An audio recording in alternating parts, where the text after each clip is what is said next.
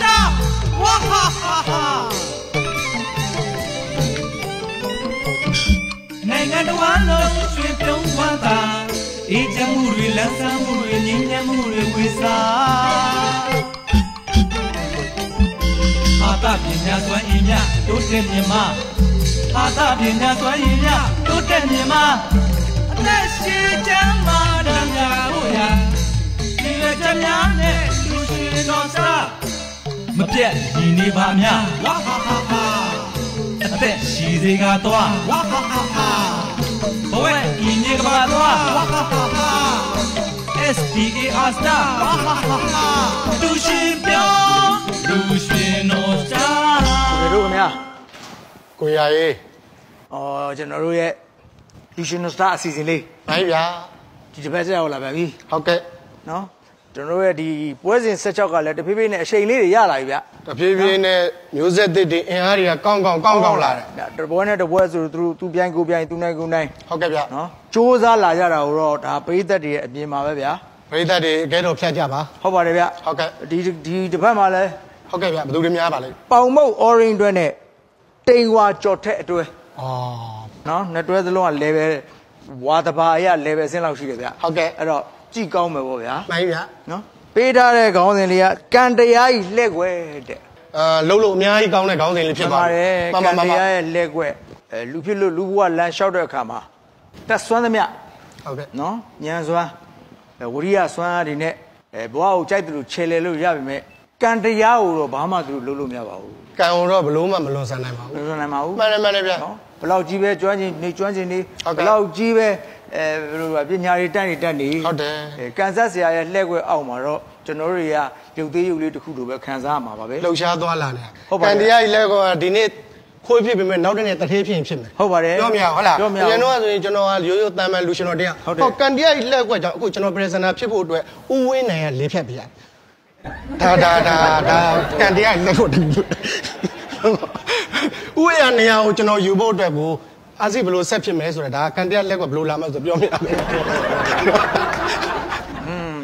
Di luar ni hari pergi aja. Okay. Sarah masih. Sarah le ngadro kan dek wame. Iba, no? Pamu orange ni tengok jodoh. Sendiri pun semua jawab lu. Pick kau ada kami ya.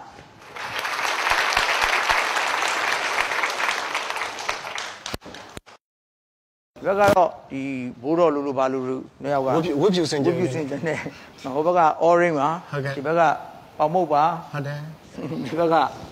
jodoh ni. Tengok. Okay. Aku tengok tu dah pen nainga sai. Okay. Sai. Oh, di betul. Pamu tu pen nainga zap ya. Mana. Sai lusionori ye leulidai ni. Okay. Zap lusionori ye leulidai ni di mana. Ida kau biar cilu ya. Mana biar. Jenis ada kubu no. Okay. Jangan tu di bawah sini mah. Kerap jadi mak beja marot. No di bawah tu dah umode mana? Umode kami. Okay. Lea ubo Mana? No. Kau bakar dah uwama. Okay biar. Tanya, hata ciri miba bidu mak kami ya. Jangan tengok jodoh ke. Kandia ile gua sudah kau jaga. Piala uli miau le. Kanza beja wong.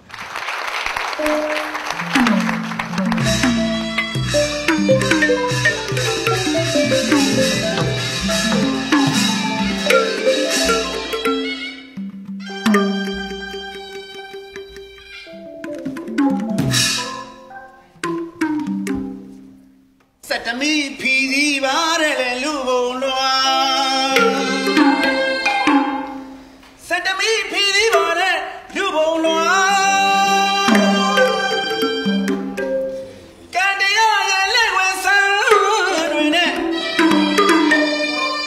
Jong song ani ya de kwe ba la bisha. Tana so le kili ta long mi de phisi ni de tata loka hokata loka thengkhara loka ji ma lu phit la ya de khamya do chouk do tani sa yin ne yi wo yi pnya yi so de akhet khe twi ja ma sha ya gwe ya pin man mala ba la ko tin wa ye ko ju the okay da khamya sata se no okay alukan thana ni le ma ni niban so ne phit ma ne u me khamya di la yin di lo be ko nok ba da li lo ko le chin thaဟုတ်ပါပဲကဲကိုတော့လေးရှင်းဆက်ပါဦးဗျBangladesh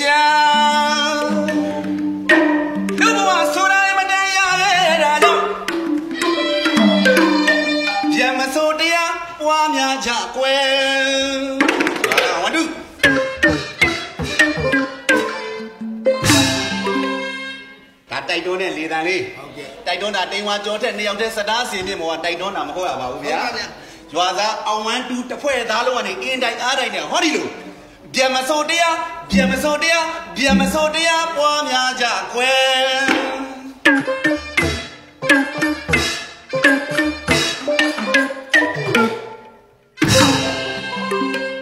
်တိုက်တွန်းလိုက်ပါရဲ့နှိုးဆော်လိုက်ပါရဲ့ကျွန်တော်တို့လူရွှေတော်ရွှေစတားတိမ်ဝါကြောထက်တို့ပြန်ရမယ်ခေါင်းစဉ်ကကံတရားရဲ့လက်ွက်ဆိုပါကလားကလား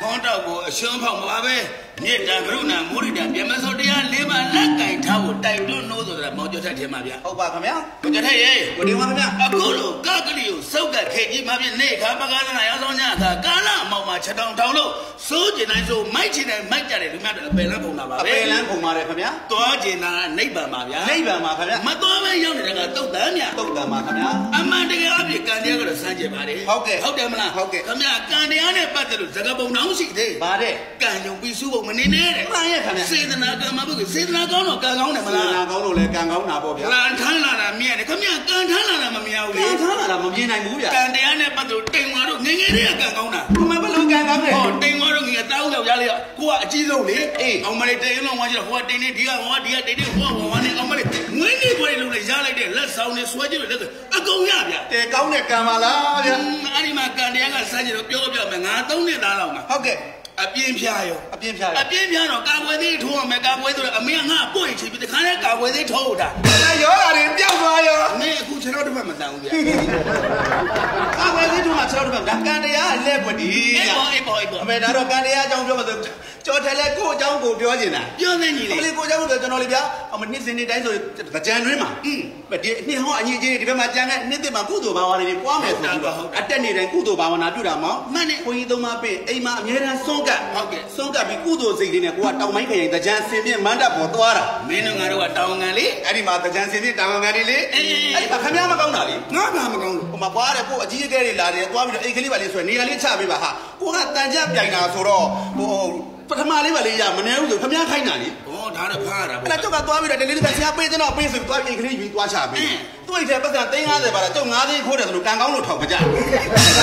တော့ကံကောင်းလို့ CCTV နဲ့အကြီးအကဲတွေကောင်းလို့ကျုပ်လွတ်လာတာဩဒါကံတရားဗျမင်းကံတရားတော့မပြောနဲ့တိမ်ဝါတို့ဟုတ်ကဲ့တန်လေးမှနေတာလေဟုတ်ကဲ့အဲ့ဒီမှာတန်လေးမှအထက်ကြီးမှပေါ်တော့အေးရောက်တဲ့ကောင်မလေးကအထက်ရုံစငါ့အိမ်ဘေးမှာအိမ်ငါပြီလားအေးရသုံးလာနေကြတာအနေနီးတော့သူနဲ့ငါနဲ့ညာရောဟာအောင်မလေးအိုးချင်းထားအိုးချင်းထိပေါ့အေးမင်းသူနဲ့ငါနဲ့ညာအဲ့ဒီမှာပြဿနာတက်ဘာပြဿနာတက်ကောင်မလေးကငါနဲ့15နှစ်လောက်ငယ်တယ်ဟာအဲ့လို15နှစ်လောက်ငယ်တော့ဟိုဘက်ဒီဘက်တဲ့သဘောမတူဘူးဘယ်သဘောတူမလဲဦးနဲ့သမီးအိမ်ပဲဟိုအေးပေါ့အဲ့ဒါနဲ့ငါလဲကိုချစ်တော့လောက်ကင်ကျွေးတာပေါ့ဟုတ်တယ်တာဦးလေးမွေးတော့ဟိုကစိတ်ပြေတဲ့နဲ့တူပါတယ်ကွာအေးငါသမီးနဲ့ငါသမက်ဒီနေ့တရင်ကျွင်အေအောင်နဲ့အမေရိကန်လာပြီးတော့ကြော့လေဆွေမျိုးဆိုနဲ့ငါသားနဲ့ငါသမီးနဲ့ငါသားပေါ့နော်သမက်ကိုလည်းသားပေါ့ခေါ်တော့အဲ့လိုမိတ်ဆက်ပေးမယ်ဆိုငါပျော်ပြီးတော့ဆွေပြမျိုးပြသွားတာဆွေပြမျိုးပြ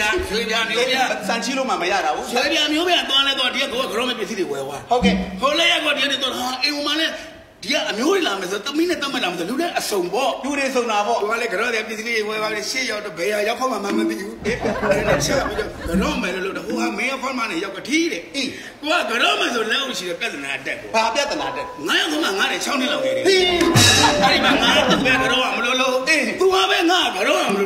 ့နောက်ကျတော့ဟိုကရှင်းပြီးငါပြန်ကြော့တော့ဟောမင်းငါကြော့တာလည်းမဆုံးဘူးသူကြော့တာလည်းပါတော့ငါပူတော့ထောရတယ်အဲ့ပါလို့များကန်တရားပါတဲ့ချက်ကတော့တိမ်ဝါတို့တကယ်ပြောတာငါတကာတွေမိုးတို့အမှုပညာသမားတွေလေရှားရဖွေးရဒုက္ခဒီချိန်ဆိုဒုက္ခရောက်ဓာတ်ပေါ့ကြီးလေဒုက္ခရောက်တဲ့အခါကျတော့တိမ်ဝါတို့မိမရကံကောင်းချက်ပြောပြလိုက်တက်ကလေးတန်နေတာရှားရဖွေးအမတန်တော်တာပြောပြလိုက်စမ်းလင်းရထွက်တဲ့ကုန်ပစ္စည်းတွေတီးမင်္ဂလာသေးသွားရောက်တာပေါ့တီးမင်္ဂလာသေးရထွက်တဲ့ကုန်သိန်းတွေကိုတန်လင်းသေးကြီးမှာပြန်ရောက်တယ်အဲ့ဒီလိုနဲ့ပြန်ရောက်တာည7နာရီတို့9နာရီလောက်ဆိုကုန်သိန်းကားကြီးနဲ့ပါသွားဈေးဦးမနေ့ဆို9နာရီ10နာရီလောက်မှအိမ်ပြန်ရောက်လာအဲ့ဒီလိုနဲ့နေတိုင်းလို့ဆိုတို့ဒုက္ခမရောက်တော့ကျွန်တော်အားကြပြီးတော့မေးကြည့်တယ်လက်ချမချအမေကိုတင်ကမိမကျွန်တော်မေးကြည့်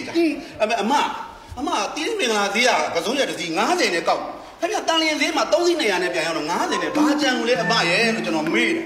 ခင်ဗျမိမဘာပြောတယ်မှတ်ဘာပြောကြံလို့တော့မဟုတ်ဘူးပါမောင်လေးရဲ့တဲ့စားပြီးတော့လင်းငင်းနေရတာအမြတ်ပေါ့လေအဲ့ဒါကမင်းကလေကံတရားမဟုတ်တာညံများတာငါ ကန်တရားနဲ့ပတ်သက်တော့တို့အိရှာမိသားစုတို့ကြောင့်တမျိုးဗျာ ဘယ်လိုတော့ဟာ ဟာတို့အိမိသားစုဟောလင်မယားရုံများ6လ6လအဲ့6လမှာသားလေးမွေးတယ်ဒါတို့ကဘေးကဝေပိုင်းနဲ့လေကန်ကြီးကြည့်လို့ဒါလာမှတ်မိတာသူတို့ကတော့ရှင်းနေကြတော့မသိဘူး ရုပ်ကြည့်ရှိအောင်တော့ အဲ့ဒီမှာသားလေးကမွေးလို့အားလုံးကပျော်ကြတာ ပျော်တာပေါ့ ပျော်လဲပျော်ဟာသားလေးရှင်မင်းမနဲ့ဖြစ်တော့သားလေးကိုပျော်တယ်သားလေးနဲ့မတော့ဘလို့ပေးလိုက်တယ်မဲ့ ဘယ်လိုပေးတော့မှ မောင်ရှင်ပြောတဲ့ မောင်ရွှေပြောဆိုတာပြက်လုံးတွေပြက်ရင်အမတန်ဆဲတယ်ဟိုလူရှင်တော်ကြီးလား တော့မလုပ်ပါနဲ့ကွာပရိပုံနဲ့ဘွဲရပညာတတ်ပါကွာမင်းတို့ကတော့ဖုတ်ကြတော့မလုပ်ပါနဲ့ဟောသားလေးမောင်ရှင်ပြောအရွယ်လဲရောက်လာရော ဟုတ်ကဲ့ မင်းဘာဖြစ်တယ်မလဲ ဘာဖြစ် ခေါင်းရင်းတိတ်ညောအကောင်မလေးနဲ့ကြိုက်တာမောင် ဒီနာကပ်ပြီး အဲ့အဖေသားတော့ခေါင်းရင်းတိတ်ညောအကောင်မလေးနဲ့ကြိုက်သားကိုလိုက်တောင်းပေးပါအဖေဆိုသူ့အဖေကဘာပြောလဲ ဘာပြောတော့ ငါသားမင်းမေမသိသေးနဲ့မင်းမေနဲ့အဖေနဲ့မမျော်လင်းမင်းနဲ့ပြုံပြုံပြင်းပြင်းညားတာ အေး အဲ့တို့ရဲ့အဲ့တို့မလေးအမေနဲ့အဖေနဲ့မလုပ်ဘူးဟာအဲ့ဒါဖေးလူမေဝဲမောင်နှမတွေယူလို့မရဘူး ကောင်လေးကန်ဆိုးစားတယ်ဗျာ အဲ့ဒါနဲ့ကောင်လေးဖြတ်လိုက်တော့ ဟုတ်ကဲ့ ပြည့်ချင်းရကောင်မလေးကြိုက် အိမ်ကြီးသားချင်းပဲပြန်ပြီ ချင်းရကောင်မလေးနဲ့ကြိုက်လိုက်ရောအဖေတာတိကခေါင်းရင်မလို့ဖေချင်းရကောင်မလေးတာကြိုက်တာဖေတာလိုက်တောင်းဖေဖေ အဲ့လိုပါပြောတော့ ငါသားမင်းမေကိုပြန်မပြောနဲ့မင်းမေနဲ့အဖေနဲ့မမျော်လင့်မနဲ့ညားတာချင်းရကောင်မလေးအမေနဲ့အဖေနဲ့လည်းမလုပ်ဘူးမင်းတို့မောင်ကတော့ဝဲတယ်ယူလို့မရဘူး ဟာကောင်လေးကန်ဆိုးစားတယ်ကွာ အဲ့ဒါနဲ့ကောင်လေးကပြန်မပြောအမေသားတော့ဒီတက်မိမမရတော့ပါဘူးအမေအဲ့ဒီလည်းပြောတယ်ဟဲ့ငါသားဘာဖြစ်လို့မိမဘာဖြစ်လို့ပြောနေအေးခေါင်းရင်တိန်ညောကောင်မလေးနဲ့ကြိုက်တော့အဖေကတော့အမေကိုပြန်မပြောနဲ့သူနဲ့လို့ဖေးသူမေဝဲတော်တယ် မျိုးတော်တယ်လေ ချင်းပြောပြန်တဲ့ခါဖေးသူမေဝဲတော်တယ်ဆိုဟဲ့သားအဲ့ဒါယူလို့ရတယ် ဟင် အဲ့ဒါသူနဲ့ဘာမှမဆိုင်ဘူးအမေငယ်ကြီးသားကဝမသူနဲ့လုံးလုံးကြီးဖြစ်လို့သူကမော်လမြိုင်ပြန်တော့လို့အမေကဒီမှာတောက်ခါငငါယူလိုက်ရတာအဲ့နဲ့ဖေးနဲ့နင်းလည်းဘာမှမတော်ဘူးအဲ့ဒါနင်းဖေးမသိဘဲနဲ့ပေါ်ဦးငါ့ကိုယူတာ ခင်ဗျာအဲ့ဒါကန်တရားဆန်းကြတာမဟုတ်ဘူးဗျာ အားတော့ရ ခင်ဗျာအညာမိတာ အော်အင်းမိသွားတာပေါ့ဟုတ်ကဲ့ကျွန်တော်ရေး ဟိုနေပါခင်ဗျာ တို့အကိုတိုင်းဆရာတွေခန္ဓာညီကိုတွေပေါ့ ဟုတ်ကဲ့ အဲ့တော့ပြန်လုံးလေးအခုလို့ဘောက်ကလေးတွေပြောဒီကကြတက်ချင်းလေးနဲ့တို့အဖေဆရာတွေတို့တွေပြောပါ ဟုတ်ကဲ့ 1 2 3 6 ကန်တရားကဖန်လာတယ်လူရှင်တော်စတာပွဲဝဲချန်ပီယံနဲ့တွေ့တယ်ရင်တုံးစရာလဲကောင်းတယ်ဝမ်းရှုံးရင်တော့ဒီလိုပဲချိန်မှမယ် နာစင်လာလေးနဲ့ပြောခြင်းနဲ့တိမ်ဝါတို့အကြောင်းကွယ် ဟေး ငွေမပြိုင်နဲ့ပြောတယ်အချိန်ချင်းခါခါပြောတယ်တပွဲရှုံးရင်တော့တဲ့တို့ကိုပဲချိန်မှမယ်ဒါနာ အတကြီးမဝင်ကြိုင်မီတော့အဆက်ပွဲရတယ်လူရှင်တော်စင်မလဲပွဲတယ်တန်လီပြန်လဲပွဲတယ်စကားစီကြောင်းကိုမသိတဲ့ကျွန်တော်တို့ပဲ အရွယ်လေးကမငဲတငယ်အမတ်ပေးကြတယ်အဖေတိုင်းကိုလည်းပြောမယ်ကိုတိုင်းကိုလည်းပြောမယ်အမတ်များတော့ပေးကြပါတော့ကွယ်ဒန်ဘာမှမဆိုင်ရပါစားအဲ့တော့ကျော်ချက်မင်းကပြောမယ်တို့လူရှင်တော်တွေဒီနေ့မြန်မာမကြောက်ဘူးလား ဟုတ်ကဲ့ကြော်တယ်ခင်ဗျာ တို့လူရှင်တော်တွေမြန်မာကြောက်ဟောမင်းမကြောက်ဘူးလားထိုင်းမှာကလေးစမ်းနေရနေပြဂူတန်းကိုလေးလာရဲသွားရင်ဟောကန်တရားရဲ့လက်ကိုကြောင့်ဒုက္ခရောက်မသွားဘူးလား အာဘူးထဲမှာပိတ်နေတာ14ငါရဲ့ကန်တရားကြောင့်ဖြစ်တာဗော ဟုတ်တယ်နော်မှန်ရဲ့တို့ကလည်းနိုင်ငံအသီးနဲ့လာခဲ့ဟောဖေပါကတော့မှပဲခလေးတွေကိုဘောလုံးမှုကြည့်ခေါ်သေးတယ် ဖေးပုံလုံးမဲ့ကြည့်ဖို့ခေါ်သေးတယ် ကန်အစိုးရတဲ့အကောင်ကခလေးတွေကဘာမကြော်သွားဘူးလား ကြော်တာဗောခင်ဗျာ တိမ်ဝါလဲကဘာကြော်အောင်ကြံထားတယ် ဟိုမှာခင်ဗျားကဘာကြံထားလို့ ငါလည်းကူထဲဝင်မှာပေါ့ဟာ ခင်ဗျားဘယ်ကြောက်မှာမ ငါတင်းတိုင်းကောင်ကကူလေ တင်းရကုန်နဲ့ဘူးထဲဝင်ခင်ဗျားပြန်ထွက်ချင်သေးပေါက်နေအောင်ပဲတိမ်ဝါခင်ဗျားဝင်ရမှာကမီးတင်းကြိုဇက်ကိုဝင်ရမှာ ကိုကျော်ထိုက်ရေ ဟိုနေပါခင်ဗျာ တိမ်ဝါကျော်ထိုက်ညီကိုတွဲလာတော့ပြီအပြင်မှာတော့လှုပ်ထားတာကြားပါပြီဗျာ ဟုတ်ကဲ့ခင်ဗျာ အခုအကိုစရာတွေရဲ့ဒိုင်ကျေးသူကြောင့်ဆယ်မောတော့ရောက်ရှိပါပြီဒါကြောင့်အနေမခတ်အောင်အဖေတိုင်းအကိုတိုင်းဆရာတို့ရဲ့တည့်ရမှလေးပေးနောက်လာမဲ့ဟာသညီကိုတို့အားပေးတိမ်ဝါကျော်ထက်အတွဲကိုအနာပေးတော်မူကြပါခင်ဗျာ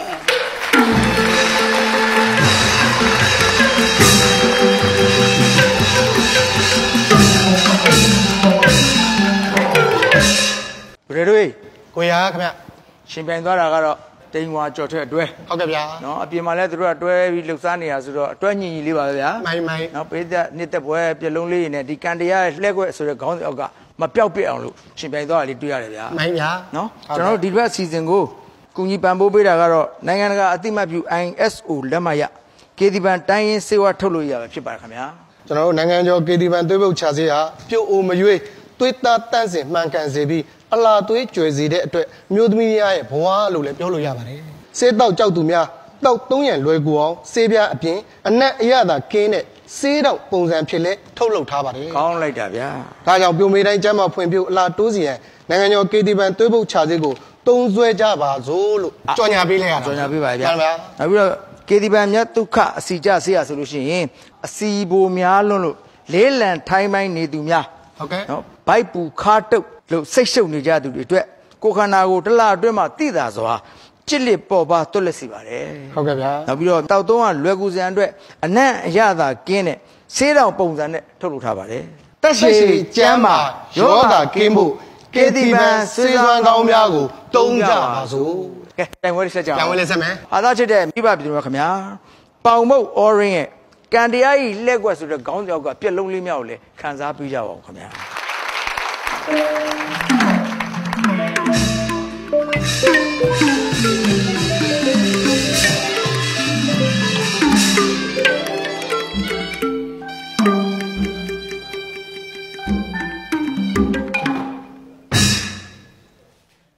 ညမများပါဗျကန်တရားကစီစဉ်နာ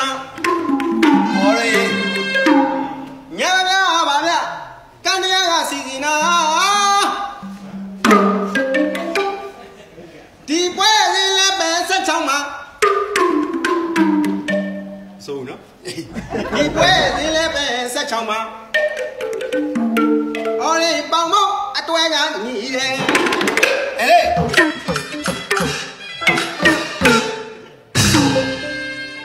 တော်တွဲညီတယ်လို့သူကပြောတော့ဒီတန်းရှာပြောတော့ကွာကြီးတဲ့ပေးတဲ့ပြောတော့ကွာဟုတ်လားဟုတ်တယ်လေပြောတာကြီးတယ်သူတိုင်းကြီးတယ်သူတိုင်းကြီးတယ်သူတိုင်းသိကြပါလေ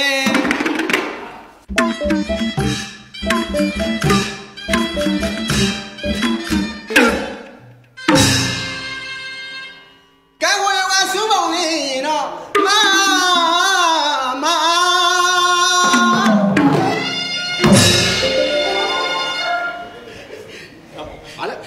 ကာဝေငါစုပုံနေရင်တော့မာ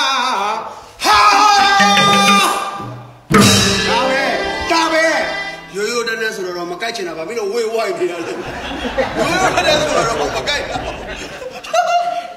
စွမပြောနဲ့ဦးမိုးတိတ်ဦးမိုးတိတ်စမ်းတဲ့တော့ကောင်းတယ်ဒါကြောင့်မို့လေအော်လေးပေါင်မို့လို့အဖေဆရာကြီးကဟောဒီပွဲစဉ်လေးပဲ16ကနေပြီးတော့ဖိုင်နယ်ကိုပို့လိုက်ပါတော့လားပို့လိုက်ပါတော့ခမညာခေါင်း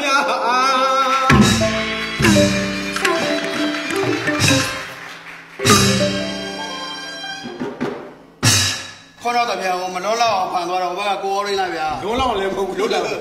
ဘာမို့ရေโอเคဒီကတော့ကြိုက်တာကျွန်တော်ဆက်တယ်များပြီးထားတဲ့ခေါင်းစဉ်လေးရပါတယ်လေဗျာကန်တရားရဲ့လက်ကွက်ကန်တရားရဲ့လက်ကွက်အဲ့ဒါတော့မေးတယ်တော်တော်ပြောယူပါဟုတ်တယ်နော်ကန်တရားရဲ့လက်ကွက်လက်ကွက်ဆိုတာအမှန်တော့ကန်ဆိုတာ3မျိုးရှိပါတယ်ဟုတ်လူဆန်းဇက်ဖျားလာတဲ့လူခင်ဗျာဘဟုတုတကျွေးတယ်စာပင်နာလေလုံးစမ်းမှာမသိရင်မှာတော့ဟုတ်ကဲ့ကန်ဆိုတာ3မျိုးရှိတယ်အင်းရကန်ရဲ့တာတုကန်ရဲ့၄တောင်းကန်ရဲ့ဆိုပြီးအဲ့၄တောင်းကန်ခင်ဗျာ၄တောင်းမှုသွားတောက်သွားတိတ်ဝထုံးနေငါပြစ်လဲဟောလိုက်ပဲရှင်းတော့ကောက်ဖို့တော့ခင်ဗျာစဉ်းစားနေဟောတကယ်ပါကန်တရားရဲ့လက်ကွက်ဆိုတော့ကြောက်ရပါတယ်ဟုတ်မသိရင်လည်းမှတ်ထားဟုတ်ဟောကျွန်တော်တို့မိုက်ကယ်ဂျက်ဆင်ကိုသိတယ်နော်သိတာပေါ့မိုက်ကယ်ဂျက်ဆင်အားတဲ့သူ့ရဲ့အဖေကမိုက်ကယ်ဂျက်ဆင်ကိုသူကကြီးလာရင်လက်ဝဲသမားဖြစ်စီခြင်းသူ့ဖေကမိုက်ကယ်ဂျက်ဆင်လက်ဝဲသမားဖြစ်ခြင်းဖြစ်စေခြင်းတယ်ဒါပေမဲ့ကြီးလာတော့ဘာဖြစ်သွားလဲအဆိုတော်ဖြစ်သွားတယ်ကန်ရရဲ့လက်ကွက်ပြီးတော့လက်ဝဲသမားကျွန်တော်တို့မိုဟာမက်အလီဟုတ်ကဲ့သူ့ဖေကကြတော့သူ့သားကိုအဆိုတော်ဖြစ်စေခြင်းတယ်ဒါပေမဲ့ကြီးလာတော့သူကလက်ဝဲသမားဖြစ်သွားတယ်အဲ့ဒါကန်တရားရဲ့လက်ကွက်တွေပဲစမ်းကြည့်တာဟုတ်တယ်နော်ကန်တရားရဲ့လက်ကွက်ကကြောက်ရတယ်တို့လမ်းထဲမှာထုံးမောင်းဆိုတဲ့ကောင်လေးအဲ့မမိဘကိုစော်ကားတာကန်တရားရဲ့လက်ကွက်ကြောက်ဖို့ကောင်းတယ်နော်အခုယောက်ျားစင်စကဘာဖြစ်နေပြီမှလဲဘာဖြစ်သွားလဲစိုက်ကားနေနေရတာဟောစိုက်ကားနေတာစမ်းတာဟုတ်တယ်အရင်တော့ချမ်းသာတယ်မိဘကိုစော်ကားလို့အခုစီးရဲသွားတာဒါပြောတာကန်တရားရဲ့လက်ကွက်ခင်ဗျအဲ့ဒါမပြောနဲ့ခင်ဗျကျွန်တော်တို့ဂျပန်မှာကျွန်တော်ပြန်ရတော့နေသွားတော့ကမင်းကန်ကောက်ဒီနှခမ်းမွေးနေကျွန်တော်ဂျပန်မှာပညာတော်တော့ကျွန်တော်ကန်ကောင်းတာပြောပါတယ်ကျွန်တော်ဂျပန်မှာပညာတော်သင်ပြီးလိုက်ပြီးကျွန်တော်တရုတ်ပြည်ပညာသွားတင်အဲ့မှာနောက်မှာကြာဂျပန်ရေကြီးတယ်ဩခင်ဗျားလည်းပြောဂျပန်ရေကြီးကန်ကောင်းလို့ဩအဲ့မှာကျွန်တော်တရုတ်ပြည်မှာဆက်ပြီးတော့ပညာသင်တယ်ပညာသင်ကျွန်တော်မြန်မာနိုင်ငံပြန်လာတော့ဟောတရုတ်ပြည်ရေကြီးတယ်ဩ ကြည်စား ကန်ကောင်းလို့ အခုမြန်မာပြည်လည်းရောက်လဲရောက်ကော အခုကျွန်တော်ရင်မြုံနေပြီ ဟိုကတည်းကလည်းပဲကြောကျွန်တော်တို့ဟိုတချင်းလေးနဲ့ပြောလိုက်မယ်ဟိုရွာသားကိုဟိုညီလေးကိုလေမီဆိုဖာပုံစံပြီးတွေတို့ဒီကတခါတော့ငါဟောက်တာတော့မကီးရဲ့ဟောက်တာဘယ်လိုဟောက်မီဆို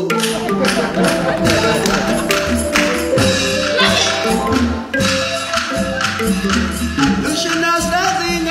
တဲ့ကြောင်းလေးတွေပြောခြင်းမာတဲ့ခုခေတ်မှာလက်ွက်လေးတော့နည်းနည်းလေးတော့လေးစီခြင်းနဲ့ကတရားကြောင့်လည်းပြောမယ်လက်ွက်လေးလည်းရှိတယ်ကတရားကြောင့်လည်းပြောမယ်လက်ွက်လေးလည်းရှိတယ်ဟောမယ်ဒီလိုဆိုငါပေါ်ပြမယ် တော့ဒါကိုစက်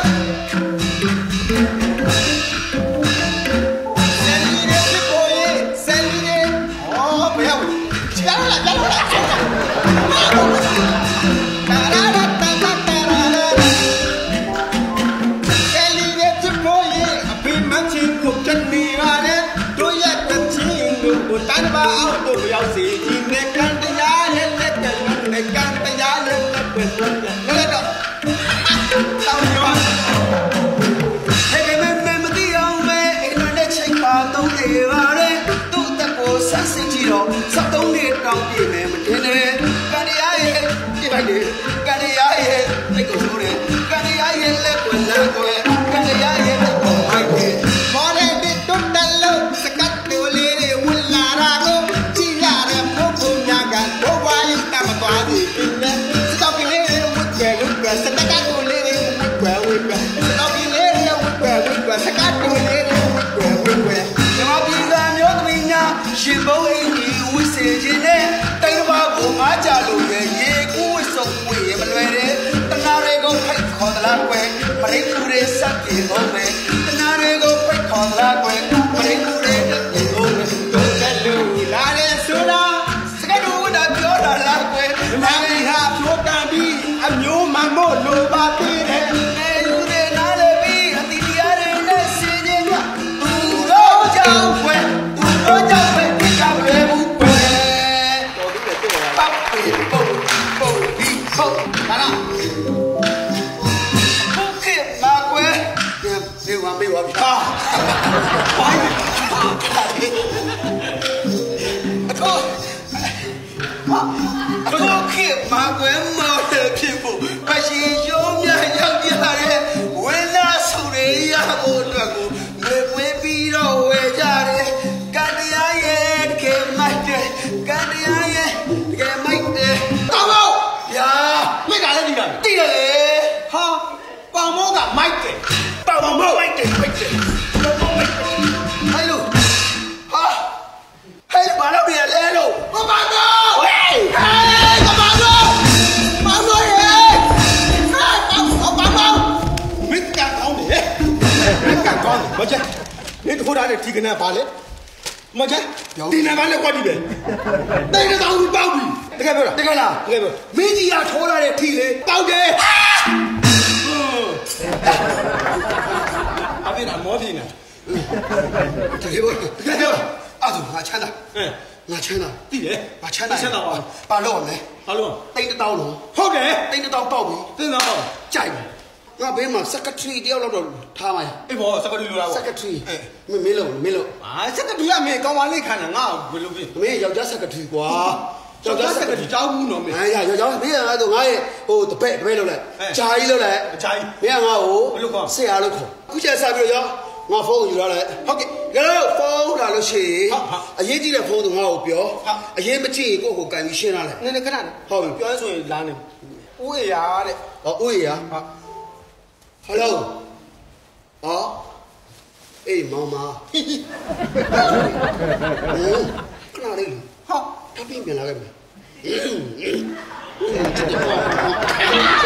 Nó chỉ là ui à, nó chỉ là belum belum biar mama. Oh, ngare mah ada ui à, lagi ada ucap ui, lagi ada ubah ulu lagi. Kau apa? Nó tu nak macam hal ni hal ni, ayah memang nak kena tetua mah. Kalau jangan ui à, lepas kali nak tu memang makan, ui jadi buah buah. Đâu mà thà là ui à, mà thà nào. Rồi cái chuyện ấy nó bật thế này đâu.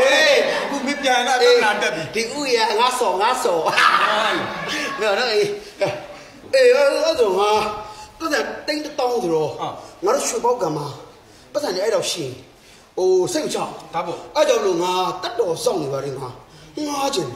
ငါရဲ့ boring ဩ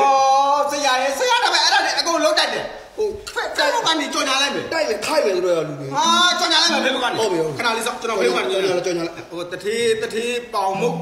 ဝဲအိမ်မှာစကတိမောပါလေ Batman ကဲလှုပ်ချင်တယ်လူလာပါကဲခဏစောင့်လာလိမ့်မယ်ဩတပြောရင်ဆို3ရောက်တက်လာပြီဟုတ်လား3ရောက်တက်လာပြီအေးတော့ခေါ်လိုက်မယ်အေးတော့ဟာဟောတာကိုင်မှာမနော်ဆရာဩတာနာနှခမ်းဝဲငါအဖေတော့ပြင်းနေဩကိုကဘော်ရီကတ်နေမှာကိုကစင်ပြေရမှာလေအဲ့ကြောင့်မလို့ဆရာကဘော်ရီကတ်ပြောက်တော့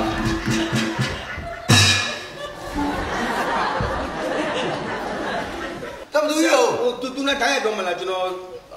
ကဘောဒီလေငါနဲ့တည်းပြောလို့ပဲဖြစ်မလဲမင်းကနာမည်ဘယ်လိုခေါ်လဲလို့ကိုနာမည်ဘယ်လိုခေါ်လဲတဲ့ဝမ်းမာတဲ့ငါလူကိုခေါ်တော့ဝက်ကိုမခေါ်ဘူးလူနာမည်ပဲထားမှာဝမ်းမာဖြစ်တာလူလူဟုတ်သူကအရင်တော့မလုပ်ဘူးလေလို့မေးလိုက်ကြမှာအစားလူရှင်တော်လုပ်တယ်နောက်ပိုင်းတိုးတက်တော့ရုပ်ရှင်နဲ့ဗီဒီယိုသွဆောင်ဖြစ်လာတယ်တဲ့အခုမိုးရင်းမိုးကလာအလိုမကောင်းလို့တဲ့ဆရာစီမှာကားမောင်းနေလို့လာတာပါလာတာသူပြောထွက်နေတယ်ပြည့်နေမှာပေါ့သူကားမောင်းလို့ရပါတယ်တဲ့ဘာမှမပူရနဲ့တဲ့အဲ့ဒါဆိုလေဟိုဘလပေးရမဟိုလာတာပြောပါဘူးချပါတယ်20တက်တလားကားရတော့အဲ့လုံးပြအဲ့ဒါအပူလုံးတလား20ဟုတ်လားပုံသားတကယ်ဖိုက်ပဲပုံကြီးသိမစိုးပါဘူးငါစဉ်းစားအောင်မယ်လို့အခုစဉ်းစားအောင်မယ်တဲ့ဟုတ်နောက်တယောက်နောက်တယောက်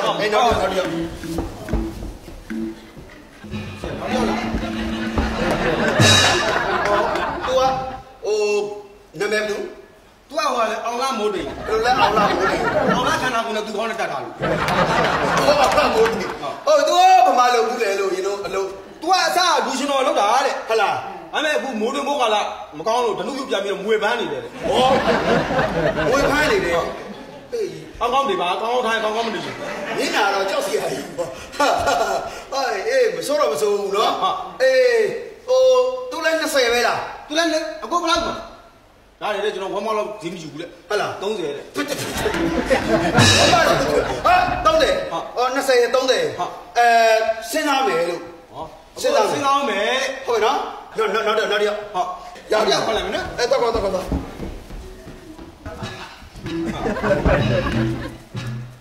ဆရာရောက်သူ့နာမည်ဘယ်သူလဲလို့သူ့နာမည်ကဥပေါ်ဦးတဲ့ဥပေါ်ဦးဟုတ်သူ့ကိုလည်းစဉ်းစားပေးမယ်လို့သူအလုပ်ကပြောင်းခါမှာလေသူအလုံးမရှိဘူးတဲ့ညာဟုတ်ပါတယ်သူ့ကိုစိတ်ချမ်းသာအောင်ထားပါတဲ့သူစိတ်ညစ်ပြန်တောက်ပါအဲ့ဒါငါကားလိုက်တာလေးကြောက်တယ်လို့နော်သူ့တော့ပြန်မတောက်စင်နဲ့3ယောက်စလုံးခေါ်မယ်လို့ခေါ်မယ်ပြောတယ်ပတ်စံထုတ်ဖို့ကိစ္စတော့ဟယ်လိုအောင်မလေးထီယုံပါလားဟုတ်ကဲ့ဟိုဒီကိုပါမောင်းနာမည်နဲ့ထီပေါက်တာကျဲသေးလားဗျာတကယ်ပြောတာလားဟုတ်ကဲ့လားဗျာတကယ်မပေါက်တော့လားကိုပါမောင်းတာကြီးကဘယ်တော့ထားပါလဲခင်ဗျာတာကြီးကဘယ်တော့ထားပါပတကြီးကိုပြေးနေတယ်ဟာခင်ဗျာပေါက်တယ်ဆိုရင်ထီရပေါက်တယ်လေပေါက်လေအမလေးကပေါက်တယ်အမလေးယူမတားလည်းမပေါက်ဘူးပြောပါငါယူလို့ရမှာဘောဟာကွာကန်တရားရဲ့လက်ကွယ်ပေါက်တယ်ဆိုတော့ငါဘယ်လိုလုပ်ယူမလဲဘောရီကန်တရားဆိုတော့ပကံဖျားဖူးရတယ်လို့ပါပဲဟုတ်တယ်ဟုတ်တနေ့တည်းမှာ၄စုဖူးပြီးစူတောင်းပေးတယ်မှန်တယ်ဗျာအဲ့ဒါကြောင့်လို့အချိန်မကြာမီမှန်းလို့ရီစတားတော်ဌာနီကိုရောက်သွားမှာမို့ဟုတ်ကဲ့1000နာရီစိုက်မရဘူးဗျာ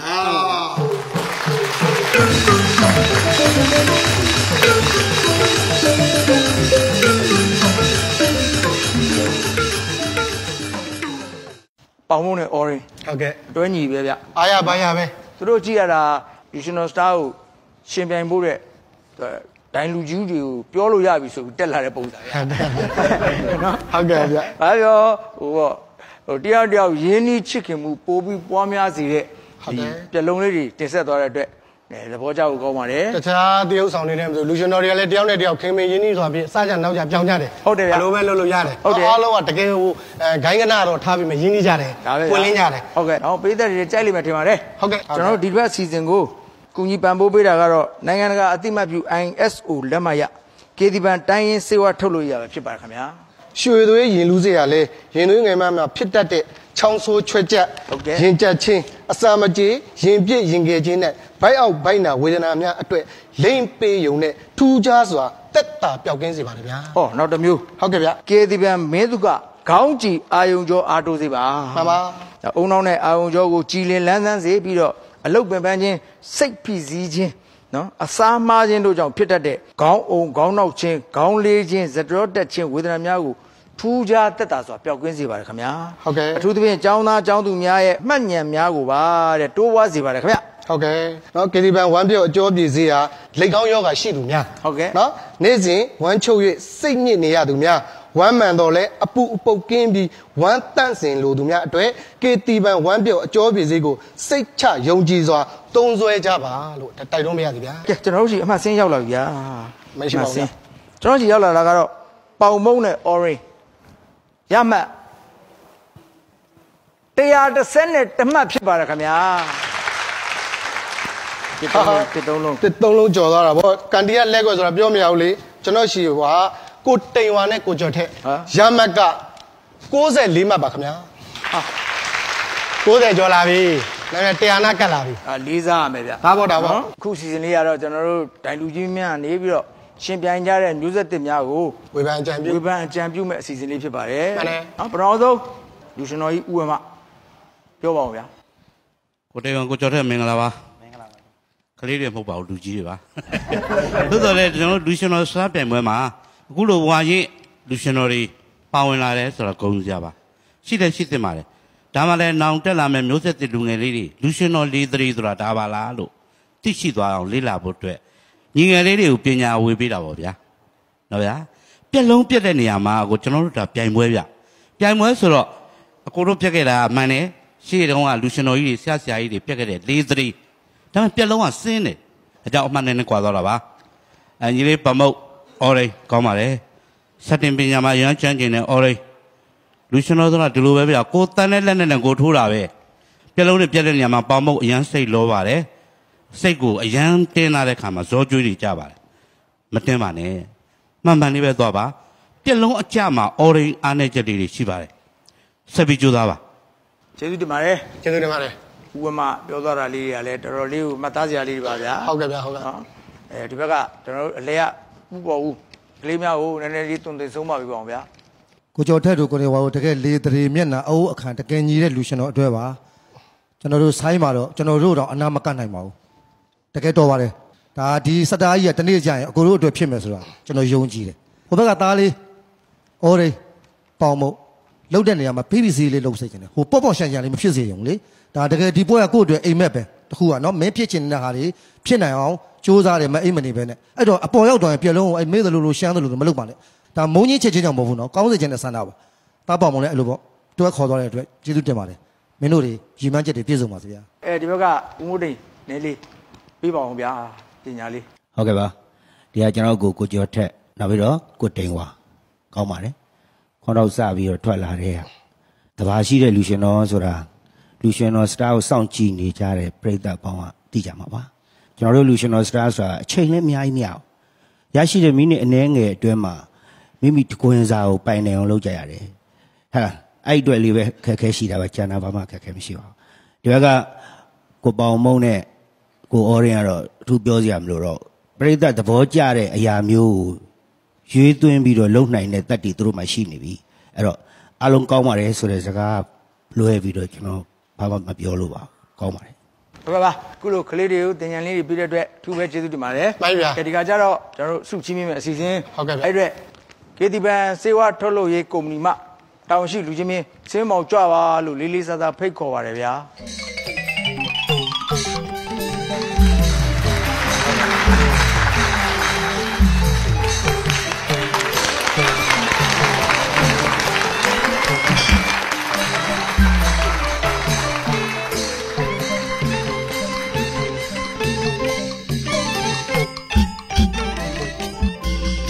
ပါတယ်အခုလိုကျွန်တော်တို့မတ်တရားလက်ဆောင်ရပေးရချင်းမြင့်နဲ့ကေတီပန်းစေဝါထုတ်လို့ရေးကိုအထူးပဲကျေးဇူးတင်ရှိဒီတစ်ပတ်ဒီညနဲ့နားပြစီခင်ဗျာ